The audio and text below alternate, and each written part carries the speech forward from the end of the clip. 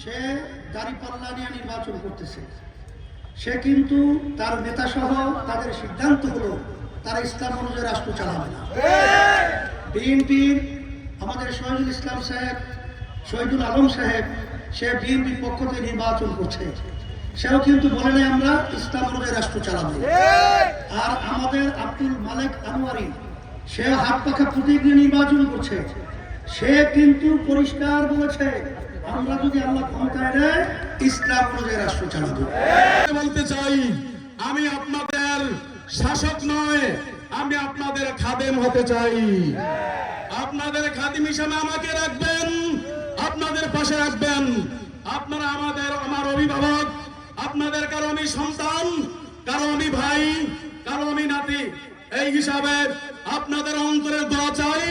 ইনশাআল্লাহ আমি যদি বাহুবলে এমপি নির্বাচিত হতে পারি, আল্লাহ যদি আমাকে কবুল করে, ইনশাআল্লাহ সংক্ষেপে বলে দিলাম, আমাদের বিস্তারিত আমরা যখন ইনশাআল্লাহ পরক্ষণে যখন ইশতেহার দেব তখন বলবো ইনশাআল্লাহ।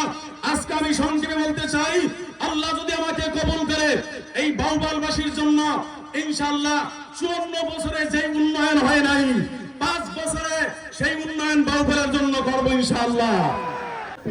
এখন আপনাদের সামনে হাত পাখার গজল সংগ্রামী সাথী